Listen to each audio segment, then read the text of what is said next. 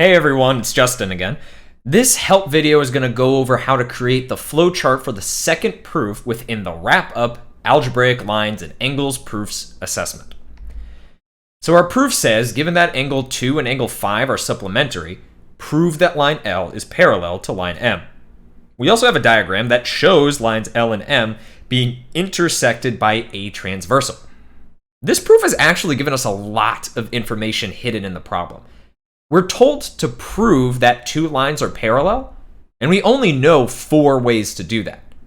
The alternate interior angle theorem converse, the consecutive interior angle theorem converse, the alternate exterior angle theorem converse, and the corresponding angle theorem converse.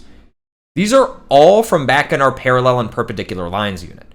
For each of them, all we need is a specific relationship between the angle type, congruence for the alternate interior, alternate exterior, and corresponding angles, and supplementary for the consecutive interior angles. Of course, all 4 of these angle pairs exist in this picture, but in the 3 angles that have been labeled for us, there's actually only one of these pairs. Angles 2 and 4 are consecutive interior angles, and that's a big indication for us that we should use the consecutive interior angle theorem converse to prove that line L is parallel to line M. Since we know that this is the property we're going to be using, we can actually start our proof backwards.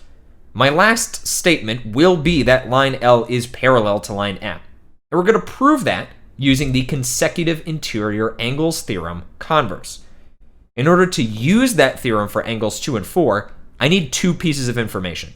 I need to say that angles 2 and 4 are consecutive interior angles, and I need to say that angles 2 and 4 are supplementary. I'm going to adjust this section of my flowchart over a bit to make some room for myself to write out the rest of it. So I can't state anything about angles 2 and 4 directly yet. So that's a sign that I'll need a third angle that they share a relationship with to bring them together. In this case, they both have a relationship with angle 5. Angles 4 and 5 are vertical angles, which I know from the vertical angles definition and the picture that we were provided. Angles 2 and 5 are supplementary, which I know because it was given in the problem. Vertical angles are congruent by the vertical angles theorem, and supplementary angles add to 180 degrees by the supplementary definition.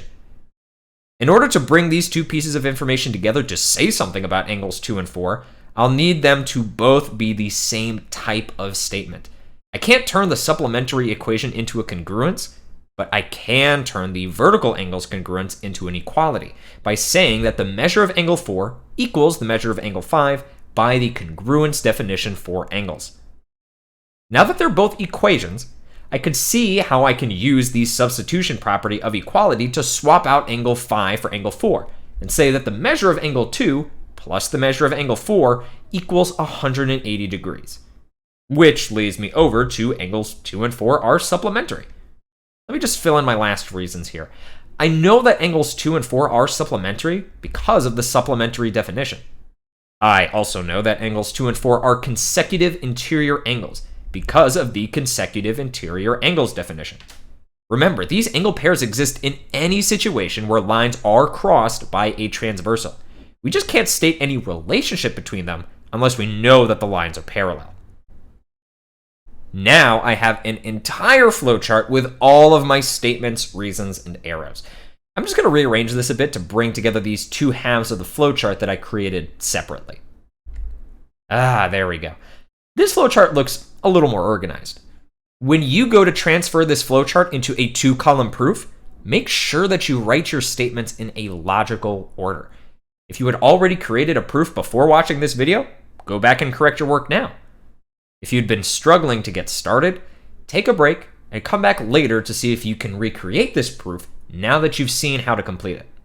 Good luck, and I'll see you next time.